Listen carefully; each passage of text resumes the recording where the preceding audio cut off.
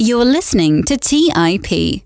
On today's show, I sit down with Jeremy Schneider to get his insights on personal finance and his useful strategies for building wealth for the millennial generation. Jeremy is a successful entrepreneur and software developer and the founder of Personal Finance Club, a resource that aims to aid investors in the most effective path to building wealth. Personal finance is always an interesting topic because managing your money effectively means you open up opportunities for investing. Jeremy has built a great community over at Personal Finance Club. He brings so much knowledge to the topic, sharing several tried and tested methods to get you on the right path to wealth. If you're just starting out in the world of investing, I hope this episode makes an impact and helps you see that it's possible to start when you're armed with the right knowledge. And I personally really enjoy my conversations with Jeremy. He's a very down-to-earth guy. He doesn't pitch any get-rich-quick schemes, and he just talks about proven strategies that work as long as you put in the work and put in the time and effort that it takes. Jeremy is very active on social media, specifically on Instagram at Personal Finance Club. And as always, you can follow me at the Robert Leonard. I am always referring to Jeremy's posts and learning from them myself. Both Jeremy and I post new free content every day in an attempt to make social media an educational resource rather than something that just wastes your time. I also enjoy the conversations I have with you all in the comments and my DMs. Now, without further delay, let's get into today's episode with Jeremy Schneider. You're listening to Millennial Investing by the Investors Podcast Network, where your host, Robert Leonard, interviews successful entrepreneurs, business leaders, and investors to help educate and inspire the millennial generation.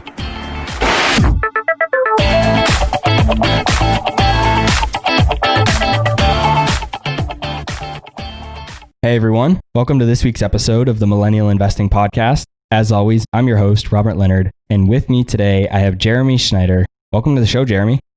Hey, thanks for having me, Robert. Let's start by talking about your background a little bit. Tell us a bit about how you got to where you are today and what made you so passionate about personal finance.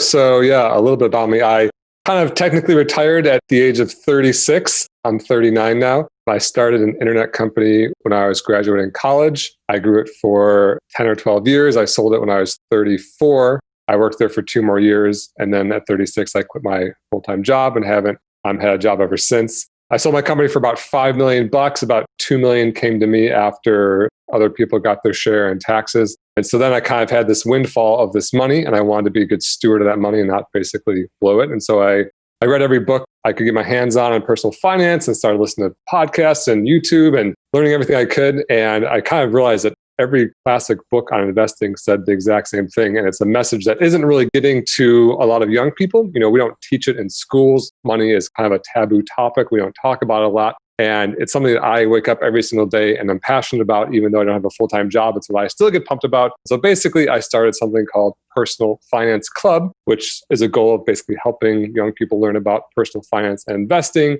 Most of the magic happens on Instagram. I kind of just make little bite-sized infographics that help people learn about the stuff that we otherwise really aren't teaching in schools. And the mission of Personal Finance Club aligns exactly with what we're trying to do here. We're trying to help people in that 22 to 40-ish range for ages to do exactly what you just said, is be better with their money. What was the type of company that you started? It was called Rent Links. It still exists. It's still being run successfully by the company that bought it. And it was basically online rental housing advertising. So if you want to look for an apartment, you can go to Zillow or Craigslist or apartments.com or rentals.com or Apartment Guide. And there's like 50 of these sites that are constantly changing and going in and out of business and becoming more and less popular. And so as a renter, you can go to any of those sites and search. But as a property manager, you have a challenge of how do I find an apartment or how do I post an apartment to all those different sites and consistently advertise it, keep my rents accurate, stuff like that. And so I made a site where you could post once to Rent Links and automatically advertise on 50 different apartment search sites and add a photo, description, rent, all that stuff, and it's automatically updated. Very cool. Very cool. Why did you want to focus on your finances when you got that windfall of money? A lot of people listening to the show don't necessarily have that windfall of money, of course, but they have their own money that they want to make sure that they're good stewards with. And what made you think of like, I need to be smart with this before I make a lot of mistakes? Because we've had guests on the show. I'm not sure if you're familiar with him, but his name is James Altucher. And he sold his internet company not too long ago. I think he made about $10 million and he blew it all because he didn't go about it the way you did. He didn't say, hey, I need to learn this stuff and not mess it up. And so he blew it. So what made you be like, hey, I don't want to do that and, really learn this? That's a great question. And I guess, first of all, didn't want to blow up my money. And I think a lot of it started with how I had been living my life up until that point. And so I think one of the big myths of wealth is that wealth looks like rappers and football players and people who are going to clubs and making it rain. And my wealth happened to come in kind of a similar way where I actually did have a windfall all at once, but that's really not typical. And as an example, I was living that way before I made the big windfall too, which is when I was running my company, I never paid myself more than $36,000 a year. That was my max take-home salary ever. I was the lowest paid employee at my company because I wanted to reinvest that money into the company. And still, I was on pace to be a millionaire, ignoring the value of the company just from my $36,000 take-home salary. And so the way I did that was by living below my means. I spent less than $36,000 a year. Some people live on $30,000 a year. Some people live on $25,000 a year. So I basically decided to live on $31,000 a year, more or less, and then contribute $5,000 or so a year to a Roth IRA. So then at the age of 33, basically living just above the poverty line in Southern California, I live in San Diego, my net worth was about $150,000. And so I was already kind of living by the same, strategies and plan that I currently live by, which is to spend less than I make and invest the difference. And so when I had my windfall, that was just kind of like now on steroids, which is I had this big amount of money. And as someone who was disciplined and careful with my money before, I wanted to make sure that I didn't go crazy or something and blow it all because I've lost sense of value of the dollar or whatever. So I guess I want to make sure that people, when they hear that I just had this windfall, it took a lot of hard work. It took over 10 years. And even during that time, I was still living by these exact same rules to build wealth. What I think is great about that is, like you said, you were only paying yourself $36,000. And that, the windfall aside, that relates to a lot of people that are listening to the show. A lot of people make between $36,000 and $50,000 a year. I mean, you live in Southern California where it's very expensive. I travel to San Diego frequently and I know how expensive it is out there. So, I mean, if you can do it, then, that just shows people that it can be done regardless of kind of where you live and how much you make. I think a lot of people, they are kind of incredulous when they hear that. And the thing is, it's just a simple set of decisions, right? So when I sold my company, I was driving a 99 Ford Explorer. I had bought it 5 years earlier for $3,000 in cash. I actually kind of did the math on this recently. Just for those 5 years, I drove this 99 Ford Explorer. My car payment was zero because I bought in cash. My maintenance cost was about $50 a month or so every year. Something worth $500 would go wrong and have to get fixed. It wasn't that big of a deal. But over the course of those, so my total, and then I sold the car for $1,500. So over the course of those 5 years, I actually owned it for 6 years because I owned it for another year after I was a millionaire because they were still fine. My total monthly car cost was like $60 a month or something like that. When you count how much I paid for it, how much I sold it for, and then the maintenance cost is like $60 a month. The average car payment in the US is over $500. And people who make $36,000 a year very often have $500 a month car payments. And so when you just take that $440 a month I wasn't spending on a brand new car and look at what it did in the market during those 6 years, it made $90,000. So in those 6 years from whatever it was, 26 to 32 or whatever it was, I made $90,000 from one decision of just deciding to drive a perfectly fine used car, right? And so when people are like, oh, well, I have kids or I don't want to break down the freeway. They make all these excuses. They're dating or whatever it is. They make all these excuses. But the thing is, the car is fine. Once a year, I took it to the shop and he fixed something. And that one little decision made me $90,000 for those 5 years. If you extrapolate that to every car you drive over the course of a career, it's over $1 million. If you extrapolate that to whether you decide to rent a fancy place or a little bit less fancy place, or you decide to go on a fancy vacation or get an Airbnb, or, all these little decisions add up. And the net result is being a millionaire when you retire or being broke when you retire. Yeah. And towards the end of the show, we're going to dive into this whole car and house conversation a little bit more, but it's really fascinating. When I hear your story, I can't help but think about you being the perfect example of The Millionaire Next Door, that book by Thomas Stanley. It's literally exactly everything they talk about in that book. And if people haven't read that, I highly recommend you go and read that because I read that very early on for myself and I really like that book. So definitely would highly recommend it. And so in the Personal Finance Club, you talk about how there are 3 lifelong habits that are the bedrock on which you can build wealth and stay wealthy. What are those 3 lifelong habits and why are they so important? Thanks, first of all, for saying I'm like the millionaire next door. It's very flattering. And I think it's a great book because I think it just kind of does bust those myths that it's all rappers and football players, because it's not what normal wealth looks like. And often those football players go broke because they don't have high net worth. They have high spending. And high spending doesn't mean wealth. High spending just means burning your money, right? The 3 habits. The first one is know the why. And when I say know the why, WHY, it's like, why do you care about money? Why are you doing this? And in my opinion, the why is you want to be as happy as possible throughout the course of your life and be able to help as much as possible. I think that's kind of like why we're here. And I think some people fall out of balance in one way or the other. One, they can spend too much when they're young. They're the YOLOers. They're like, oh, I don't care. When I'm old, I'm going to spend all now. But the problem is they're actually less happy when they're young because they're constant. If you're broke every day you're young, you're stressed out about money. You're stressed about being broke. You're stressed out about what you're going to do in the future about money. And so you're not happier. But then people can fall out of balance the other way, which is they lose all sight of living in the moment and living and having happiness and want to die with the most zeros in their bank account. And that doesn't bring happiness either. And so it is kind of this balance, which is you want to have your money, control over your money so that you can live a happy life. You can be happy now because you have a plan. You can be happy later because your plan executed well and you're wealthy in your old age. So number one is know the why. Why are you doing this to be happy now and later? Number 2 is live below your means. We kind of already talked about that, which is just spend less than you make. If you don't do that, you'll always be broke. 1 minus 1 equals 0 every single time.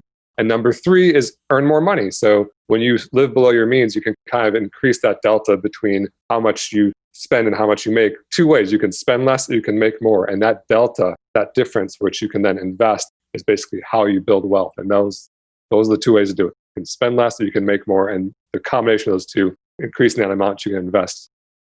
You touched on a point there that I want to dive into a little bit deeper, because I actually get this exact question from people in the audience quite a bit. Given that they're a younger demographic, like I said, we're about 20 to 35 probably on average, I get asked a lot, how do I balance enjoying life versus investing for the future? How do I decide, do I forego X so that I can save for the future, or do I just enjoy life a little bit now? And you touched on it there, but dive into that a little bit more for us. How can someone who's a little bit younger, has, 30, 40 years to retirement, how can they think about this dynamic? I think a lot of the uncertainty comes from the future kind of being this black hole, which is, I don't know what's going to happen in the future. I don't know what my money is going to be doing in the future. And I think a great way to combat that is kind of 2 things. Know where you are right now. It's kind of like knowing the score. And when I say know where you are, the first tip I always give people is to know your net worth. Know how much money you actually are worth right now. And your net worth, if you don't know, is how much you own, all of your assets, your bank accounts, your retirement accounts, your car, your house, minus everything you owe, your debts, your mortgage, your student loans, your credit card debt, your auto loan. And the difference, what you have minus what you owe, is your net worth. And so a lot of young people, especially if they're buried in student loans, might have a negative net worth. And if you don't know where you are, it's impossible to even begin to understand where you need to be and what direction you need to go to get there. And so, the first step is to know where you are. And then the second step is to basically do some projections and say, okay, I talk about this later. It's like in my plan is to have a plan and say, okay, if I put away $5 a month for the next 40 years and I get a 7% return on that money, and my net worth is currently negative $50,000, where will I be in 40 years? And spoiler alert, that's not enough. You're still going to be broke in 40 years. But I think a lot of young people don't even do those 2 things. They don't even know their net worth, and they don't even look at what a plan would look like if they're just investing regularly. And then when you don't have those things and you're trying to balance, what are you trying to balance if you don't even know, right? You don't even know where you are. You don't even know where you're going. It sounds a really hard thing. But I think if you do those 2 things, you say, okay, if I put $400 a month away, and I pay off my, if I pay off my debt in 3 years, I put $400 a month away. At the age of 60, my net worth is going to be $2 million adjusted for inflation. That's pretty good. And then you can start to say, okay, what do I want more? Do I want to go on a trip more now and push that retirement date till 61? Or would I rather buckle down hard for 4 years and retire at 55 and get 5 years of my life back? I know like those ages sound like perfectly old when you're 25 or whatever, but 5 years is a long time. If you can have 5 years of like additional not having to work, that's a pretty good thing to shoot for. And when you're talking about calculating your net worth, I've heard a lot of people kind of get fancy with it. You include this, you don't include that, you do include this. Do you just kind of keep it simple? Everything you own asset-wise minus everything you owe and then just use that as your net worth and not really make any adjustments for, some people take out home equity in your primary residence and don't count that. Some people do. How do you think about that? I'm a simple guy. I think the reason that people are broke isn't because they missed some nuance in the net worth calculation or because they didn't quite fully get the difference between a traditional and a Roth IRA. The reason people are broke is because they're just spending more money than they make and they're not investing. And so for net worth, I keep it super simple. And I actually don't even recommend using an app or downloading a thing. I think you should just open up a good old fashioned spreadsheet if you want to get fancy. I mean, you can do it on paper. I actually met with somebody who just wrote it out on paper. I was like, that's awesome. But I use Google Sheets just so I can save it and look at it later and then just make a list, everything to your name. And I think just putting it all on paper is this mind clearing activity where you're like, wow, there's all these things floating around. I don't really know what's out there. I know I have an old bank account somewhere. I have a 401k through my company or student loans or, all that stuff. If you just put it on there, then you it's out of your head on paper and then you can relax and see where you're at. So yeah, I keep it super simple. And then, I think choosing to include your home equity or not I just put it in there because I want to know what I'm really worth. And if I liquidate everything and sell my home and move into a tent with a big duffel bag full of cash, how much is it going to be in that? How much is it going to be in there? I think that's kind of the best way to know where exactly you're at.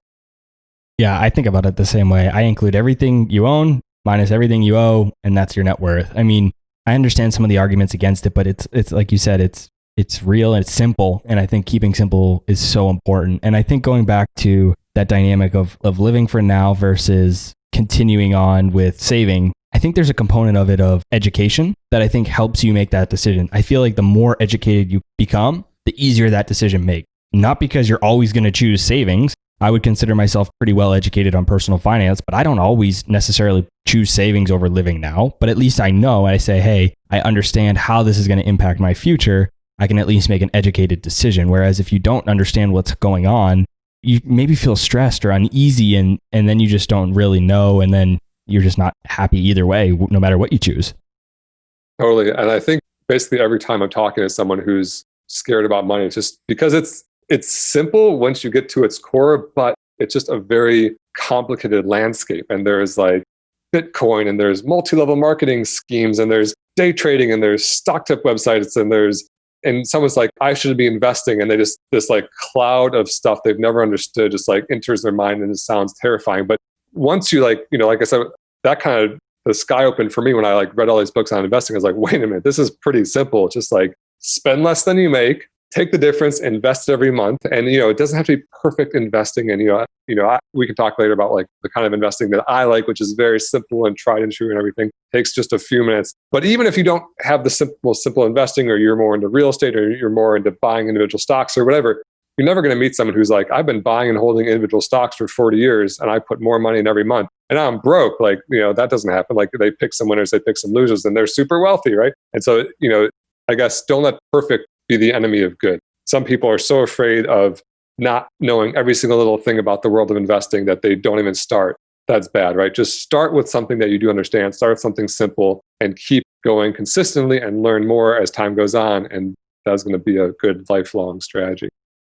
Yeah, I have to admit that I am one of those people that sometimes perfect gets in the way of good for me. Not that I don't contribute or invest. I do. Thankfully, I don't stop that because of that dynamic, but I do often, almost add unnecessary stress to my life or just kind of overcomplicate things just because I want to be, quote unquote perfect, when in reality, like you said, good enough is probably going to do well over 35, 40 years. And I want to talk about that complexity piece. I know you have 6 steps that really lay out a simple plan how people can become a millionaire. And I think it's interesting to talk about that because if you listen to the news, read social media other than your account and mine, presumably, and even read some books, sometimes personal finance is made to seem super complex and difficult. But like I said, you have that simple plan. So I want to walk through that. Explain how following these 6 steps can help someone become wealthy.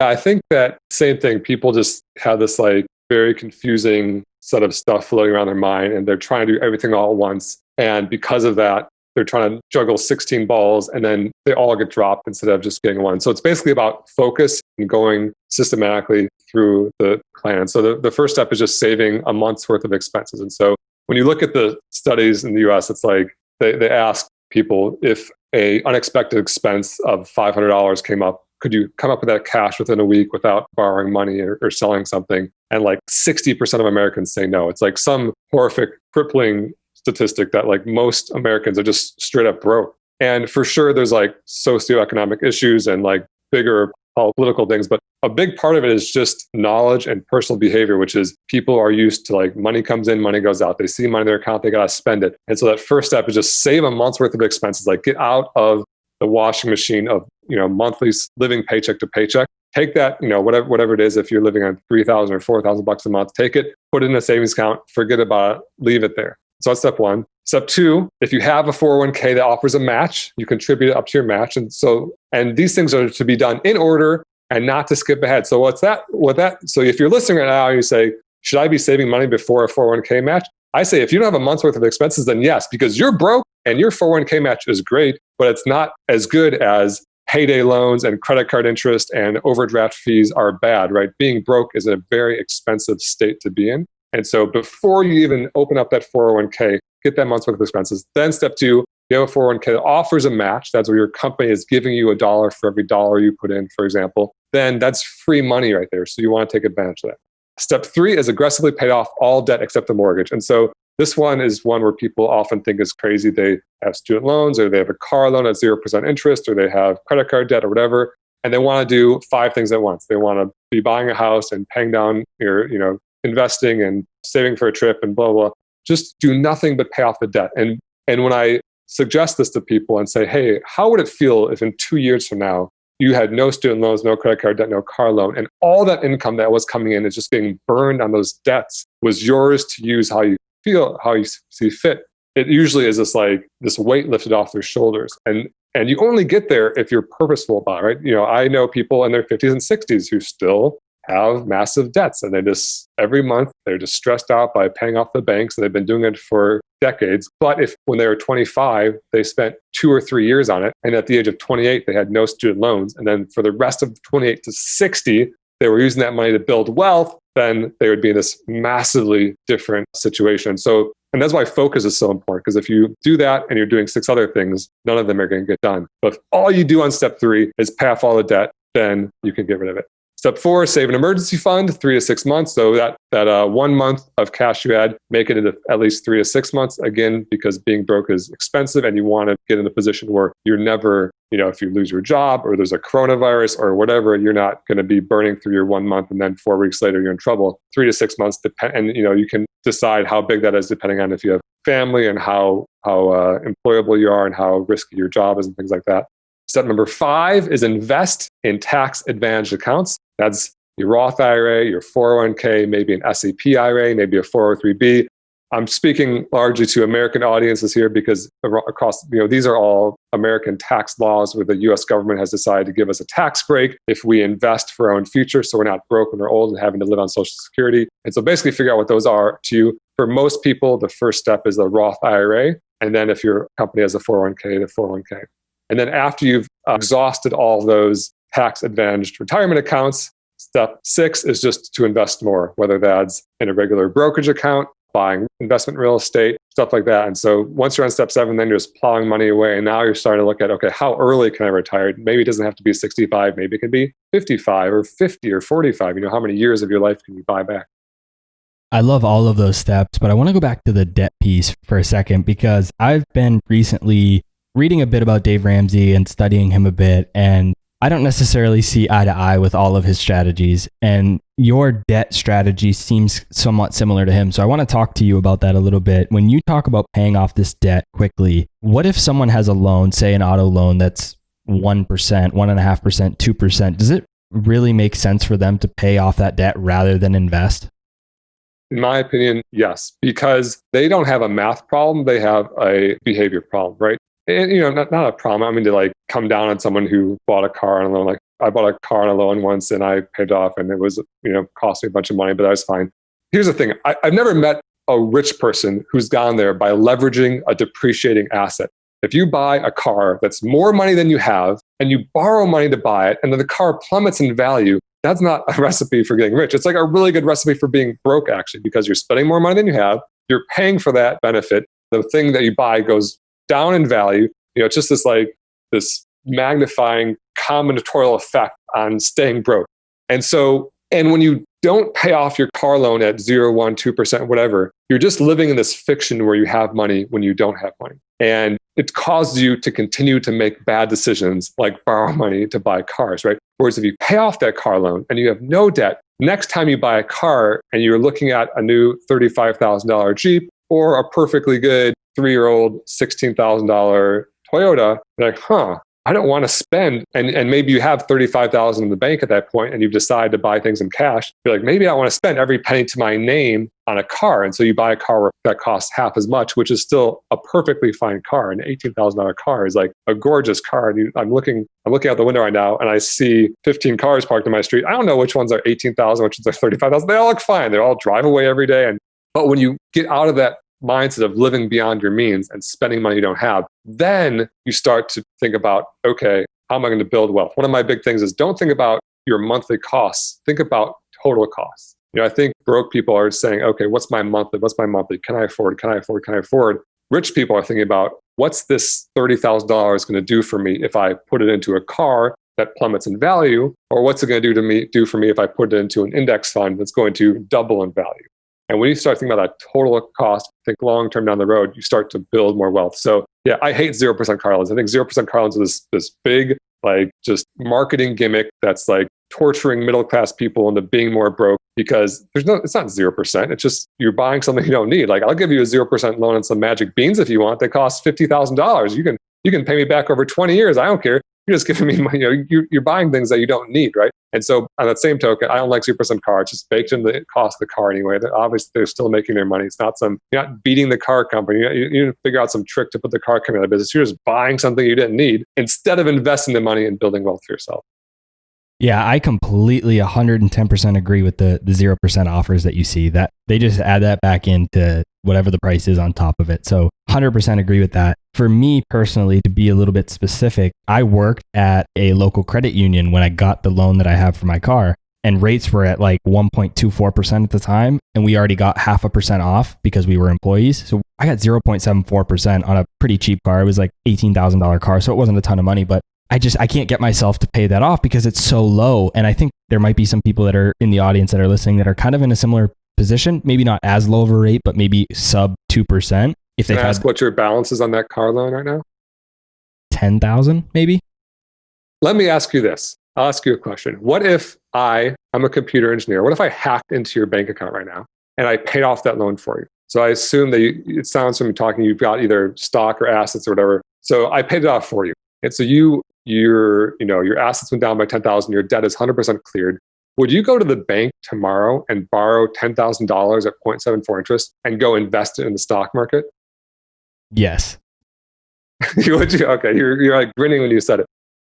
Because I would personally. I know that's probably not the Dave Ramsey answer, but I would.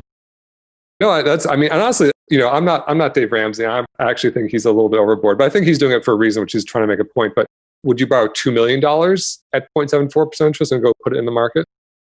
Yes. Really? At that low of a rate, I would take as much money as I possibly could get my hands on and I would invest it. Because over the long term, if I can invest that money and make more than 0.74%. But what if the market drops by 20% and now your net worth is negative $200,000 because you're basically bankrupt at that point? It depends if there's margin calls. If there's margin calls, then I would be very different. But if it was just a straight loan and I had that money and I could just invest it, I would, because I think the spread is there. And that's kind of exactly the point that I have is I think I can get probably maybe 10% on average in the market right over the next 40 years. So for me to pay off less than 1%, it just kind of mathematically doesn't make sense. I see the psychological point that you say, and I agree 100%. I never want a car loan again. But for me, it's just that mathematical. I'm an analytical guy, a numbers guy. So when I see that spread, it's hard for me. I mean, I still don't think that borrowing money to buy cars is a way to actually make money because the car is going down by more than 10%. But, also like there are a lot of people who got very wealthy by buying investment real estate and they don't buy in cash. They buy with mortgages because they use that leverage to amplify their gains. And I think your answer is okay, by the way. I think there's like I don't think you're going to get significantly more wealthy based on that 10,000 and just paying off a little more slowly. I think it's going to be basically rounding error relative to your net worth down the road. And so my answer to you on that would be, I think there's just like a psychological thing that just feels better to not be making a car payment. When you pay that off today and then you're not making that payment anymore, you can take all those payments you were making and invest those payments.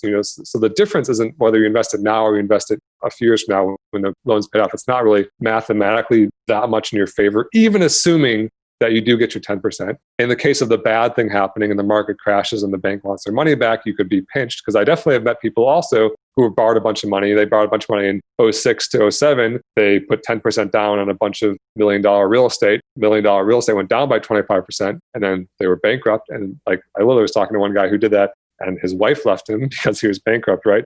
And so that $10,000 is just a shade of gray towards that. But like I said, if you do things carefully and wisely, and you're not going overboard with how much money you're borrowing, you're not over leveraged and all that stuff, I think that it's not a crazy thing to do. I wouldn't say that's like wholly bad. I'm not like dogmatic about like Dave Ramsey is, but I do think that more people than not are just looking for an excuse to buy a fancy car and say, oh, well, since it's such a low interest rate, I'm better off. But not if you're spending more money on the car. Your car is $18,000. If they bought a $30,000 car at the same interest rate, you're still $12,000 broker because you just wasted on the car. It doesn't matter what the rate is. That's the point. I completely agree with that. It was an affordable car. And so, like you said, $10,000, $18,000 even in the grand scheme of things really isn't going to be a huge deal. But when you start getting $30,000, $35,000, $40,000 cars, that's when I think it gets to be impactful. And like you said, it's the asset so much, not as necessarily even like the debt or the rate. Because if it's on real estate, that's not as bad. It's generally an appreciating asset with cash flow, things like that. But a car, it's depreciating. It's not doing anything for you. So yeah, I think it's the asset that is a big component of that too. So we recently had Rick Ferry from the Boglehead community here on the show back on episode 24. And similar to what he talked about, you have 7 rules for smart investing. And the first rule is to develop a workable plan. How does someone go about developing a plan? And why is it so important to have a plan when investing? So I'm a big Boglehead. If you're listening and you don't know what that means, Jack Bogle is the founder of Vanguard, who actually recently passed away, I think, at the beginning of this year. 2020 is a bad year. And he basically popularized and brought to market the first index fund.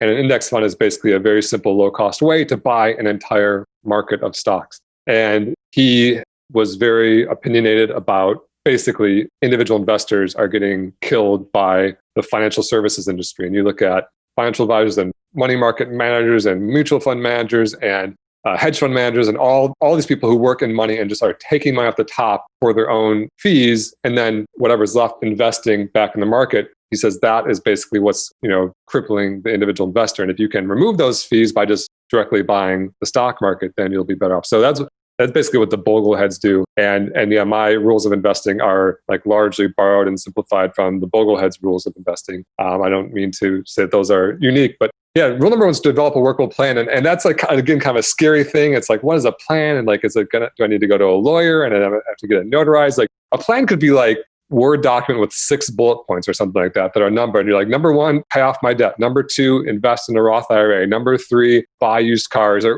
whatever it is for your situation.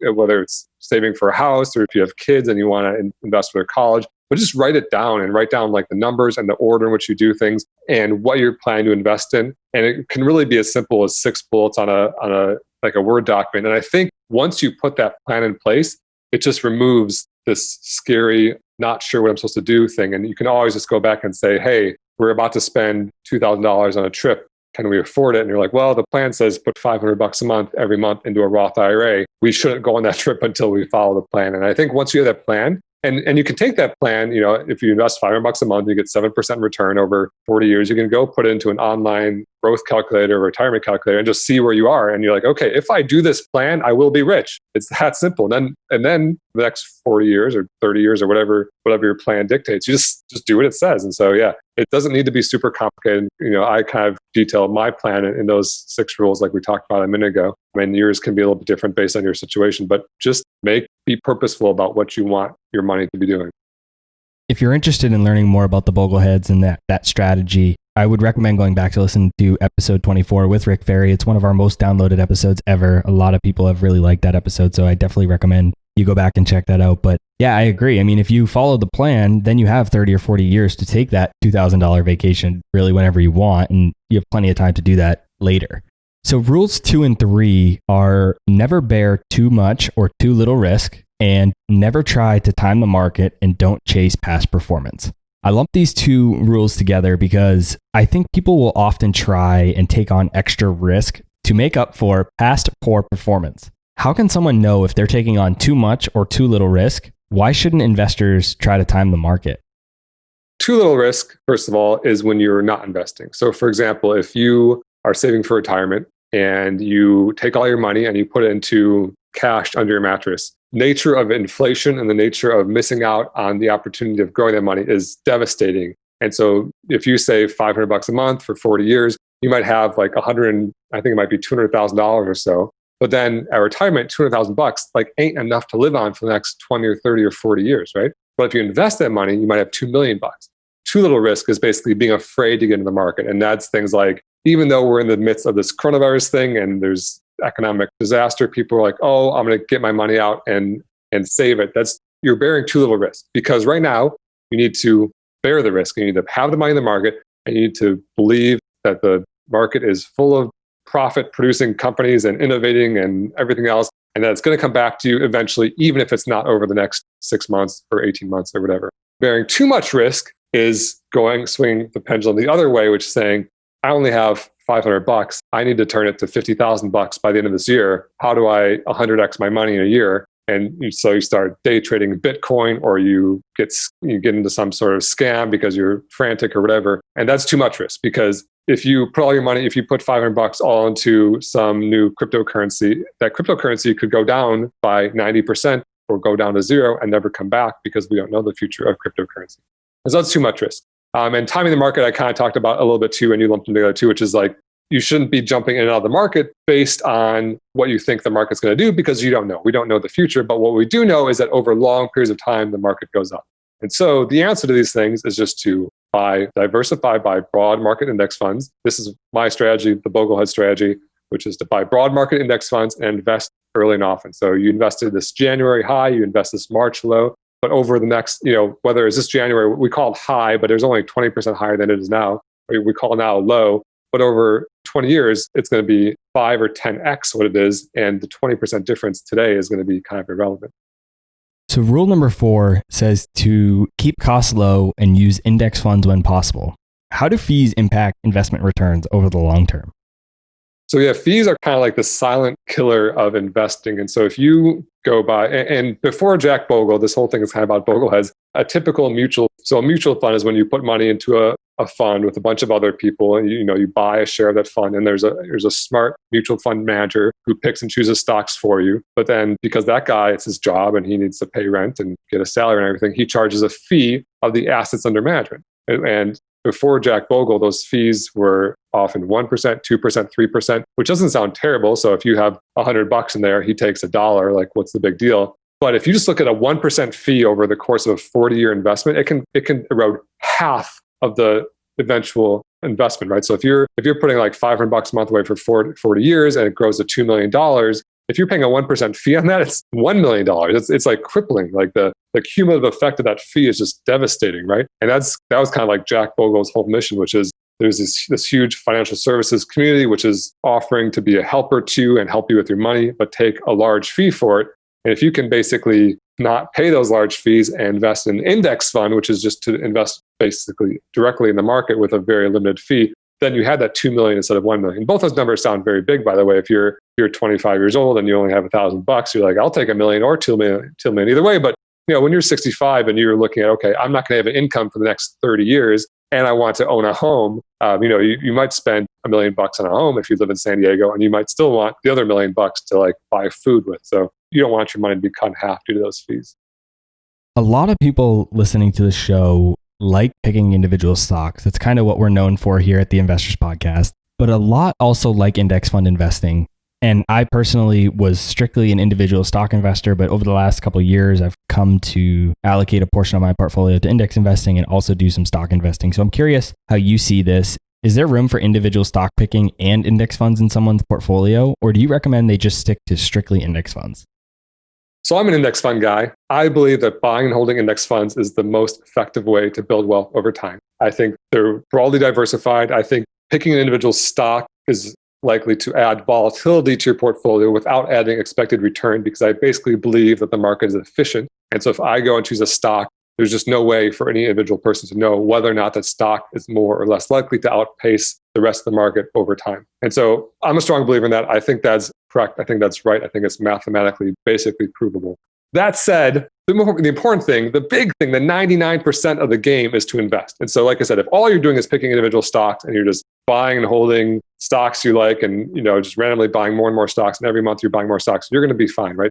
I think more likely than not, the index fund will outpace you, but you're still going to be fine. And I also know that it is human nature to think and maybe believe that you can beat the market. It seems like a winnable game. It seems very winnable. Like you see all the clowns out there doing ridiculous stuff, like day trading Beyond Meat up to $1 zillion a share, and it's going to go down, so why not short sell it or whatever? Or, Tesla's the future of the world or whatever. There's all these examples of things that just seem so obvious, especially in retrospect. Once you see it happen, you're like, oh yeah, I knew that was going to happen. I should bet on it next time. And so that said, I know that it's an itch a lot of people want to scratch, including myself. Like I've been there and I do own at least one individual stock right now. And so I basically have what I call the 90-10 rule. With 90% of your portfolio, buy and hold index funds. You guarantee yourself your fair share of market growth with minimal fees. That means no matter what any individual stock does, you're going to guarantee yourself your fair share of all market growth with 90% of your portfolio. So no matter how good or bad of a stock picker you are, your retirement will be fine. And then the other 10%, go nuts. Whatever. I say with that 10%, give yourself permission to pick stocks, to buy cryptocurrency, to day trade, to short things, whatever you want. I mean, I wouldn't go on margin, do anything that's going to cripple your 90%. But the point of that is to basically be a release valve on that itch that you want. If you want to go day trade, go do it with your 10%. And then you also basically get to figure out, am I the next Warren Buffett? If you're as smart as you think you are, your 10% is going to far outpace your 90% pretty quickly, right? That should be easy. And then you've solved it, right? And then your 90% of your contributions might now only be 2% of your portfolio because you're such an amazing day trader. And if that's true, then great, congratulations. Leave your 90%, just leave it. Your 90% of your contributions, just leave it there. But if you're not that smart, then at least you're still safe. And I don't mean to be too dismissive of that, because my one individual stock I own actually is the company that I used to work for that bought my company, and it far outseeded the stock market. And that has done great things for my personal portfolio, but I did keep it to a relatively small proportion of my portfolio. And some index funds have done well. My one stock has done well. And so I'm glad to have had my lotto ticket essentially. And I think it's good to have that lotto ticket, but you don't want to cripple your finances if it doesn't go well. Yeah, I think the two big pieces that you mentioned are not crippling yourself with the rest of your portfolio if the individual stock picking goes wrong. And that's important to do. And you can do that by portfolio allocation and keeping that percentage small in comparison to your index funds. What I think is also interesting and something I've learned is scratching that itch, like you said, was I always thought that I had to have 100% of my portfolio in individual stocks in order for me to get that itch scratched, if you will. But I've learned over the years, now I have 60% of my portfolio, say, in individual stocks, 40% in index funds. And I'm still feeling the same way as I did when I was at 100%. I still get that itch scratch and I'm still being able to do something that I'm passionate about. And I bet I could probably bring that percentage down even more, flip it, maybe 40, 60, and probably still have that itch scratched. And who knows, in the future, maybe I will. But I think that's important for people to hear, because just because you're allocating a smaller dollar amount in terms of your total portfolio doesn't mean you won't still scratch that same itch if you're passionate about it. I would argue there's also a feeling of security and happiness that goes along with that, saying if you have a bad day in the market, a bad day with your individual stocks, you can at least be well, it ain't that bad. At least my index funds are still cranking away for me. And so I think that you can kind of have the best of both worlds there if you I have a 90-10 rule, and you're obviously a guy that loves picking and choosing stocks. Like I said, if that's all you do and you're investing early and often, that's still a great thing. But I think as part of your plan, you can be hey, my plan is to put 50% of my money in index funds every single month and 50% in individual stocks, and then check it every year or two and see how my two accounts are doing. Maybe you could have a Schwab account and a Fidelity account, and Schwab's for day trading and Fidelity's for index funds or whatever, and then just see which one's going up more. And I think a lot of people don't really do that careful accounting of it. And they tend to remember their winners and forget their losers, and they believe oh yeah, this one stock I had did great. They forget or don't talk about all the bad ones, and they haven't done a real careful accounting of, am I actually outpacing the market? For sure you're making money, but making money isn't the bar you need to beat. You need to beat the market in order to have had it be a good choice. Yeah, you're not investing in a vacuum. If you earn 5%, 10%, but the market earns 20%, you could have done a lot better. That opportunity cost is large. And It's funny you mentioned the two different accounts because that's exactly what I do, because I have my personal 401k through my employer at Vanguard, and then I have my other investing that I do with Fidelity. And so what I've done is I had some jobs, luckily, when I was in college that had 401ks with great matches. I wasn't making a ton of money then, so the numbers are pretty small. But when I left those companies and I rolled those 401ks over into an IRA, I said, hey, this is the money I could use to invest in individual stocks. And that's it. Everything else is going in my 401k, and it's just going to continually buy ETFs, or essentially mutual funds, because that's what's available. So eventually, that if my stock investing doesn't do good, the picking, that percentage of my portfolio is going to come down and the rest will continue to rise because I'm contributing to it every week. So that's kind of how I've done it. I think there's a lot of people listening to the audience that could do something similar if that's what interests them, because I know a lot of people like picking individual stocks. I love that. I think that it just goes to having a plan, right? I think when people don't have a plan, when they're like start second guessing themselves, or like a stock did really well, and so then they drain one account and they go all in, and then that stock crashes, and then like that kind of thrashing, I think, is what's more likely to hurt you in the long run. But you said, hey, this is my day trading account, this is my stock picking account, this is my long-term investing account. I love it. So going back to the list of rules 5, 6, and 7 are to minimize taxes, keep it simple, and stay the course. Walk us through how you should use these last 3 rules to round off someone's financial plan that we've been talking about so far.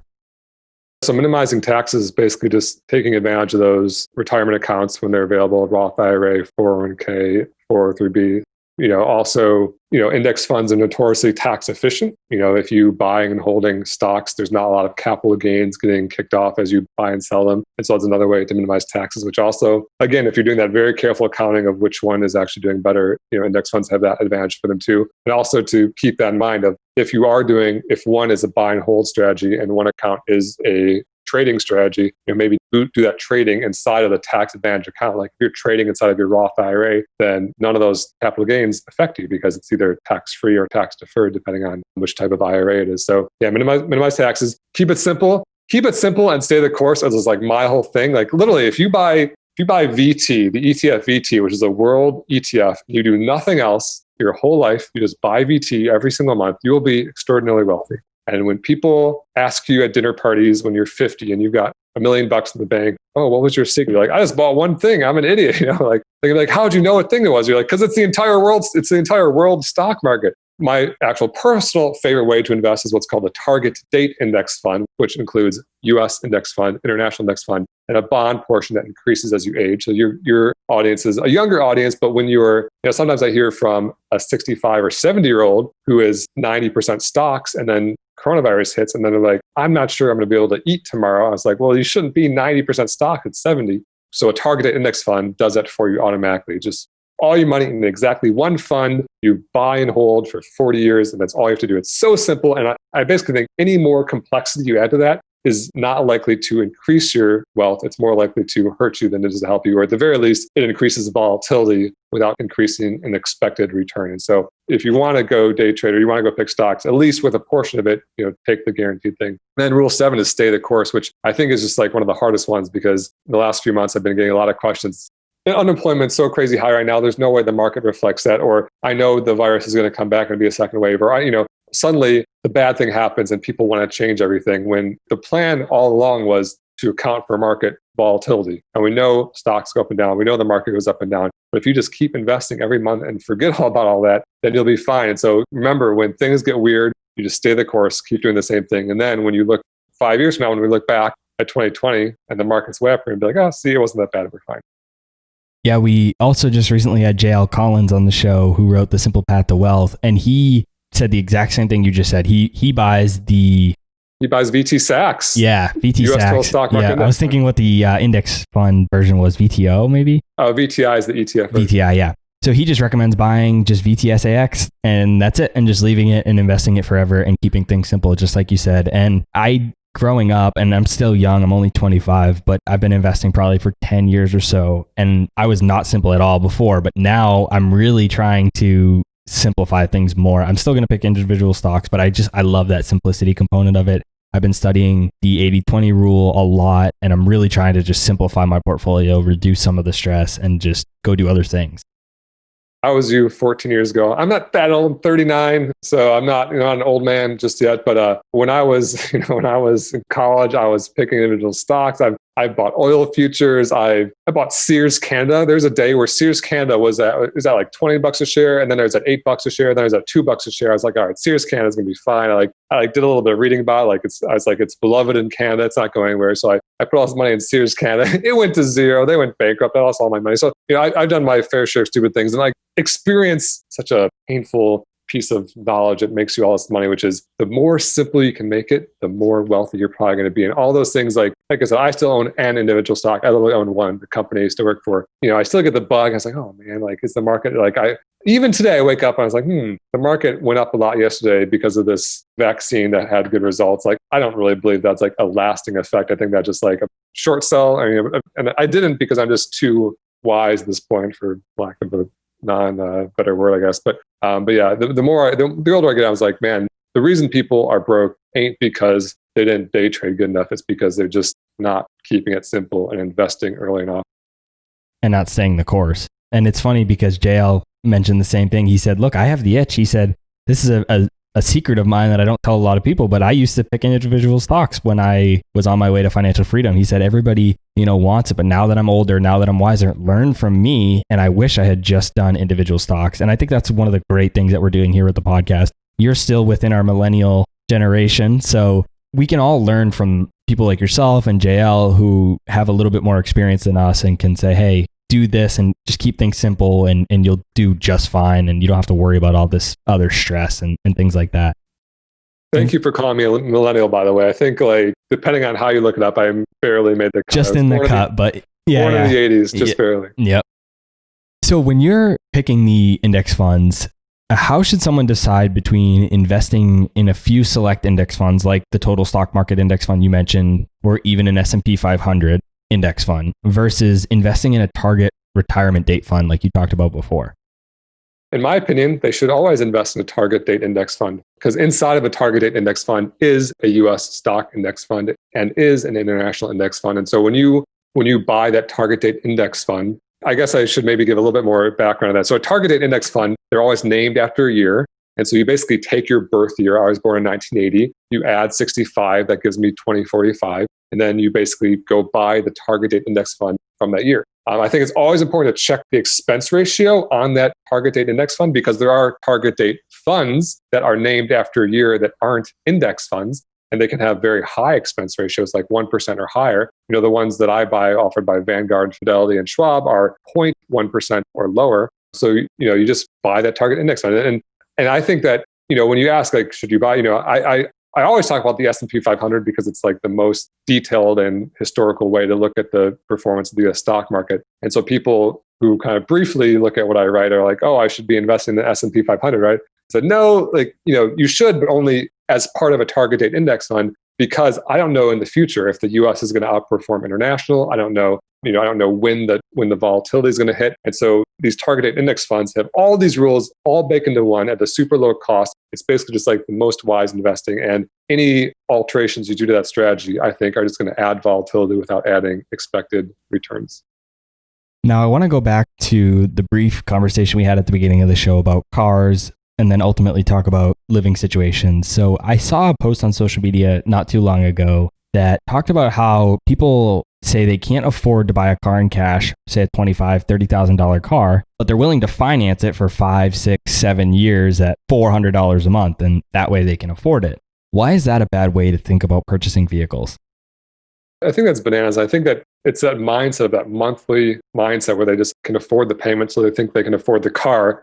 And spending $30,000 on a car all at once seems crazy to them, but you're still spending $30,000. You're actually spending more than $30,000 when you include the interest. And so, yeah, it's just when you do the math, it's just so devastating when you look at the difference it's going to make over the course of time. I think I gave that example of my own car where I guess I should say is I think people are still living in this fiction where I got this email the other day from a girl who was broke. She had a terrible credit score. She was going to go buy an $18,000 car at 20% interest because her score was so bad. And she's like, I have no other option.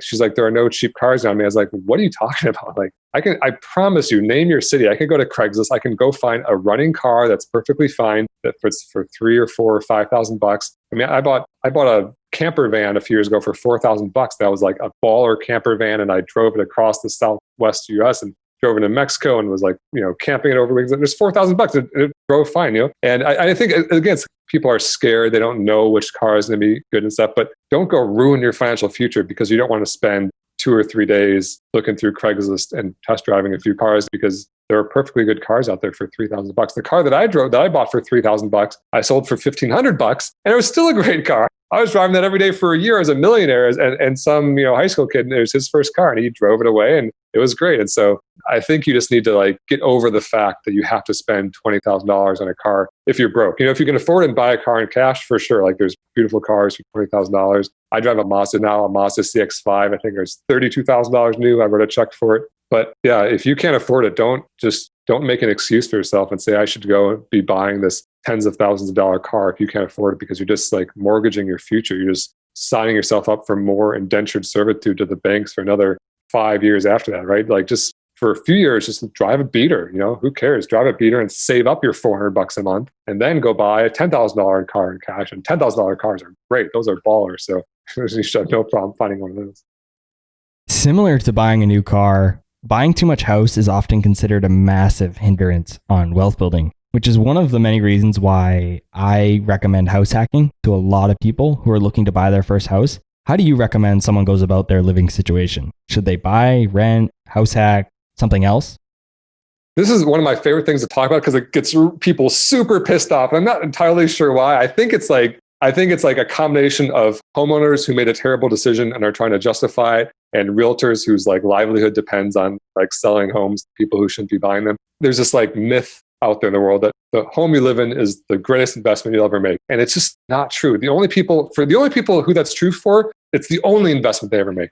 That's the only way your home will be the best investment you'll make, is if it's the only investment you'll make. If you look historically, home prices, if you look at the US home price index, goes up about 4% per year, whereas a index fund goes up about 10% per year. And the difference between that is massive. It sounds like only 6%, but it's millions of dollars at the end of your career, right? But that 4% ain't free, because that 4% you have to pay insurance. You have to pay property tax. You have to maintain that property if you want to sell it for that 4% increase. You have to pay mortgage interest if you borrowed money to buy a house. And so I actually did a study that looked at, if you bought a house in 1990, 30 years ago, and then you sold it today, the price of that home would be up about 30%. But then when you account for all the expenses you paid along that time just to live in that house, you actually lose money. You lose money on your house. And people love to talk about how much money they made on a house because they sold it for more than they bought, without talking about all the money they put into it during that time, right? As a company, you don't get to say oh, we profited $1 million, but we spent $2 million.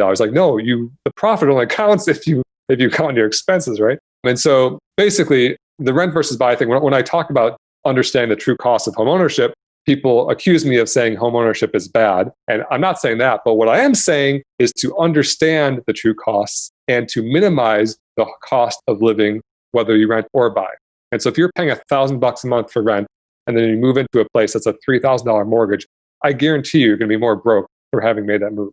The $2,000 extra in your house is just going to cost you so much money in all those fees I mentioned. And you mentioned house hacking, which is when you buy a duplex and you rent one half and you live in one half, or you buy a house and you rent out 2 rooms and you live in it. I love that, because that's minimizing your cost of living. It's kind of turning your personal residence, your primary residence, into an investment. And when I talk about the true cost of home ownership, I'm talking about your primary residence, because it's not generating income. If you go buy an investment property where someone's paying you rent and there's positive cash flow and you're getting additional equity by paying down the mortgage every month, then that's great. That's a very different thing. But your primary residence is an expense. It just costs you money. And so my big thing is understand the true cost of home ownership. Don't just fall for this myth that it's always a good thing and everyone should be a homeowner. That's not necessarily true. And whether you rent or buy, minimize your costs, right? So if you're renting a $2,000 a month apartment or a $1,500 a month apartment, they're going to look about the same. You're going to go to your 2 friends. One guy's paying $2,000, one guy's paying $1,500. You're not going to think anything different of that person or whatever. But if the guy's investing the difference at $500 a month, that's $1 million in retirement.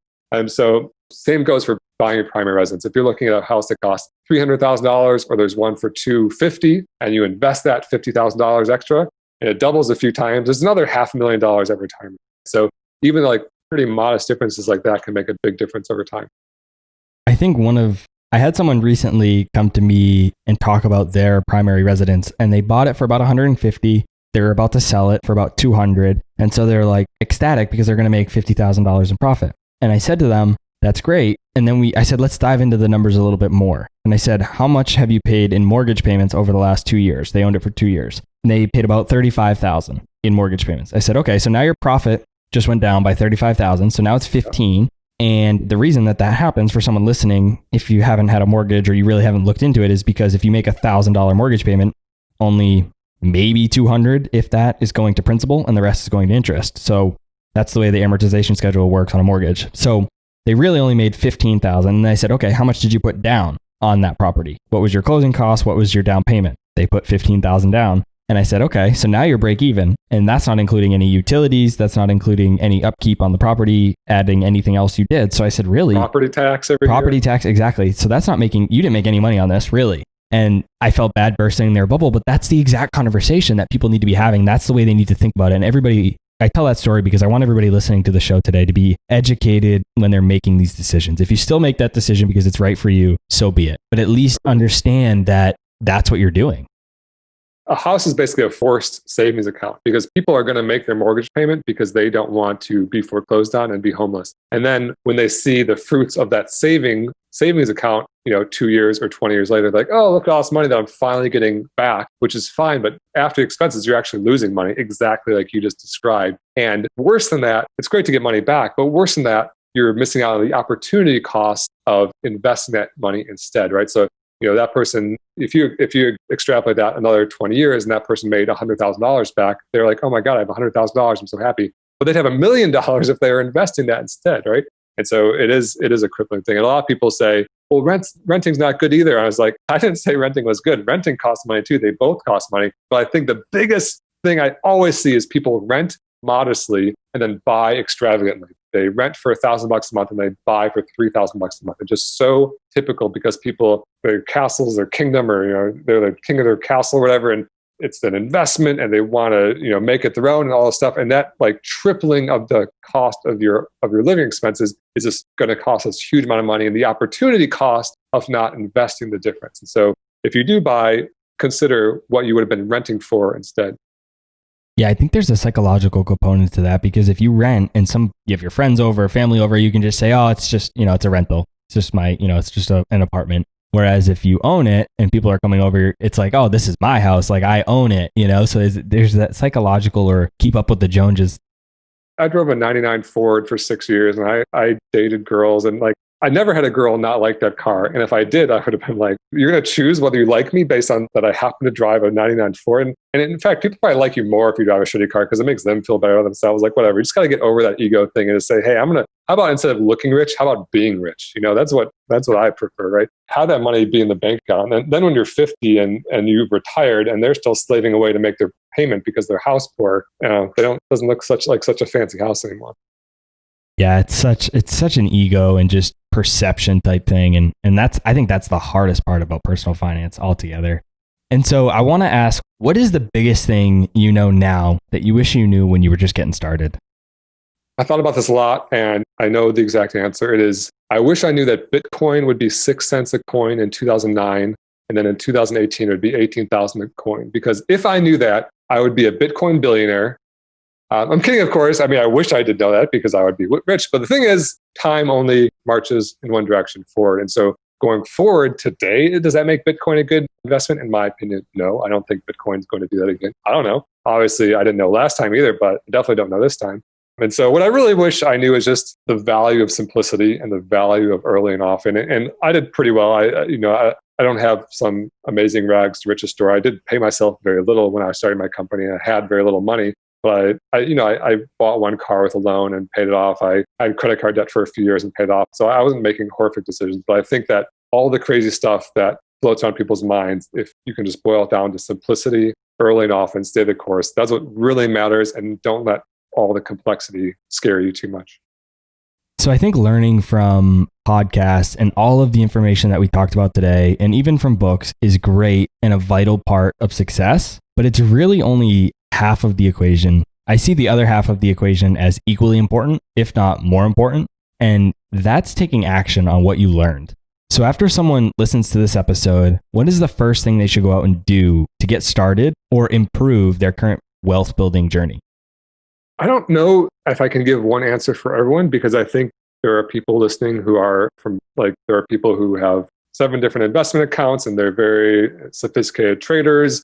And there are probably some people listening who don't have any investment accounts and don't even have a Roth IRA. And so I can't really give those 2 people the same advice, but I would say to focus on the step that you're on. And so if you have debt right now, if you have credit card debt, car loans, student loans, just focus on that. And if you don't have debt, open an investment account. And if you have an investment account, put more, like whatever step you're on, focus and just focus on that one thing you're doing and ignore everything else. Because if you focus on it in a year or 2 years or 3 years, it sounds like a long time, but relative to your life, it's a very short time. That step is going to be done. You can put the debt behind you. You can get those accounts maxed out, whatever it is. And then you can move on and go to the next part of your financial career. And I think that lack of focus is what causes people to thrash for decades instead of getting it cleaned up now. And so whatever step it is, if you've never opened an account, then open an account. If you have the debt, pay the debt. If you're investing, automate those investments, whatever it is, focus. And I guess if I had one other piece of advice is to calculate your net worth, get the spreadsheet out, know your net worth. Because I think most people don't do that. I'd say maybe 10% or less of people actually know their net worth. So this applies to most people. Learn your net worth, because if you don't know your net worth and if you don't track it over time, it's like playing a football game without knowing the score. And that's not a good way to do it. Is there a specific benchmark that someone should have for their net worth given their age, or is it just so you know where you are so that you can plan for the future?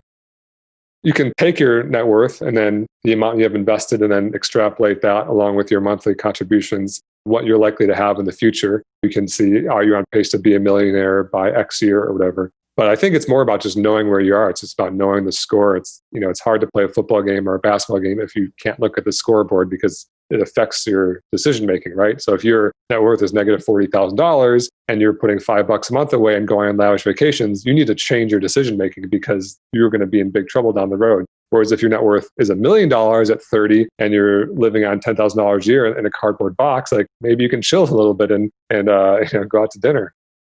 I think setting a strong foundation through personal finance is the key to becoming a successful investor, which is what we talk about most frequently here on the show. So I really enjoyed this conversation. I think it's important for everyone listening to the show to hear and learn more about these topics. I know a lot of people listening to the show, come to the Investors Podcast because they're interested in investing in stocks and specifically individual stocks. And you guys know that I love that. I'm passionate about it. We love talking about it here on the show. But I think you need to take a lot of what Jeremy said and what I talked about today to heart and make sure you get a good foundation of personal finance first before you start worrying about those types of investments so that you can really be a successful investor and invest from a position of strength rather than having a weak foundation. So Jeremy, like I said, I love this conversation. For those that want to connect with you further, where's the best place for them to find you? Thanks. Yeah, I totally agree. And don't let perfect be the enemy of good, but also get started and just learn and keep learning and learn over time. And I think that you'll realize it's not that scary and it's not that hard of a thing to do. So yeah, most of the magic for me happens on Instagram at Personal Finance Club. I also have a Facebook and a YouTube by the same name and a website, personalfinanceclub.com. I'm a pretty easy guy to find. My name is Jeremy Schneider. So come check out. You get a daily, on your little Instagram feed, you get a daily dose of wise investment advice. I'll be sure to put a link to all of those different resources in the show notes so you guys can go connect with Jeremy there. Jeremy, thanks so much for coming on the show. Thanks, Robert. That was great. It's been a pleasure. All right, guys. That's all I had for this week's episode of Millennial Investing. I'll see you again next week. Thank you for listening to TIP. To access our show notes, courses, or forums, go to theinvestorspodcast.com. This show is for entertainment purposes only. Before making any decisions, consult a professional. This show is copyrighted by the Investors Podcast Network. Written permissions must be granted before syndication or rebroadcasting.